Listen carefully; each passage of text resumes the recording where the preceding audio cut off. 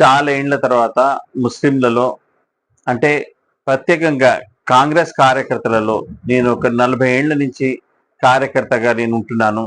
40 ఏళ్ల నుంచి పార్టీ మారకుండా కాంగ్రెస్ పార్టీలోనే ఉన్నా. అయితే 35 ఏళ్ల తర్వాత ఈరోజు గ్రంథాలయ సంస్థ చైర్మన్ గా శ్రీ కోమటిరెడ్డి వెంకటరెడ్డి గారు మంత్రివర్యులు రుమాల ముందు ఏంటంటే ఎలక్షన్ కంటే ముందు వాగ్దానం చేశారు. మేము కొన్ని వారి ముందు సూచనలు చేశాము. మైనారిటీస్కి ఇవి అయితే బాగుంటాయనేది.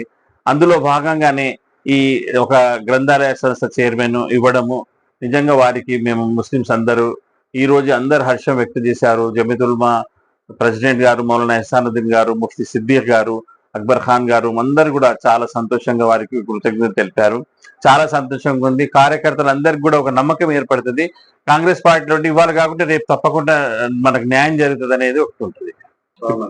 గ్రంథాలయ అభివృద్ధికి ఇప్పుడు మామూలుగా ఇప్పుడు గ్రౌండ్ ఆర్డర్ నుంచి కింద స్థాయి నుంచి పిల్లలు ఇక్కడికి వచ్చేసిన తర్వాత ఇప్పుడు కంప్యూటర్ యుగం ఇది కాబట్టి వాళ్ళందరికీ పాత కాలాల్లో ఏదో గ్రంథాలయం అంటే పేపర్లు చదువుకోవడం, అక్కడ పోవడానికి పేపర్ చదువుకోవడం అనేది కాకుండా కూడా చాలా అడ్వాన్స్ గా కమ్యూనికేషన్ అడ్వాన్స్ గా కంప్యూటరైజ్ సిస్టమ్ కాబట్టి వారి కోసము గ్రంథాలయాల గురించి డెవలప్ చేసి వాళ్ళందరికీ కూడా చక్కగా కింది స్థాయి వరకు కూడా అంది మంచిగా పెద్ద స్థాయిలో చేరుకునేటట్టు కార్యాచరణ చేసి మంత్రి గారు కూడా చెప్పారు.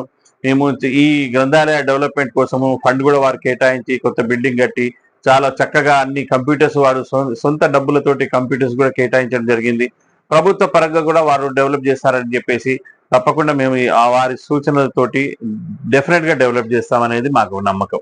ఇప్పుడు మామూలుగా కొన్ని ఏళ్ళ నుంచి లేదు కాబట్టి ఇప్పుడు ఏమున్నది ఏం లేదనేది ఈ రోజే వాళ్ళ సెక్రటరీ వాళ్ళందరూ కూడా వచ్చిపోయారు. చార్జ్ తీసుకున్న తర్వాత మంత్రి గారితో కలిసి వారి దృష్టికి తీసుకొచ్చి తప్పకుండా ఏమేమి లేవో అన్ని సమకూర్చే ప్రయత్నం చేస్తాను.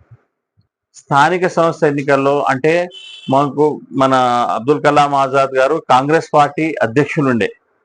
కాంగ్రెస్ పార్టీ ఎప్పుడు కూడా ముస్లింస్ కాంగ్రెస్ పార్టీకి అండదండగా ఉంటారు. అదే విధంగా ఈ క్రితం ఎలక్షన్ లో కూడా చాలా అండదండగా ఉండి గెలిపించడం జరిగింది. అదే రీతిలో ఇంకా కింది స్థాయి వరకు కూడా కాంగ్రెస్ పార్టీని బలోత్పత్తం చేసి వారికి ముస్లింస్ ఇంకా చేరువయ్యేటందుకు వీరు తీసుకున్న నిర్ణయం చాలా హర్షణీయం.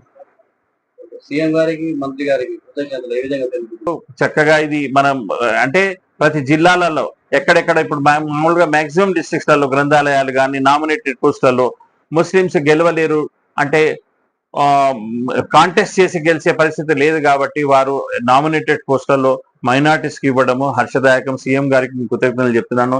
అదేవిధంగా జిల్లా మంత్రులు కోమటిరెడ్డి వెంకటరెడ్డి గారు నిజంగా వారికి ప్రత్యేకంగా ధన్యవాదాలు. ఉత్తమ్ కుమార్ రెడ్డి గారికి మరియు ఎంపీ గారికి అందరు ఎమ్మెల్యేలందరికీ కూడా నేను వారికి నా మనస్ఫూర్తిగా కృతజ్ఞతలు తెలుపుతున్నాను.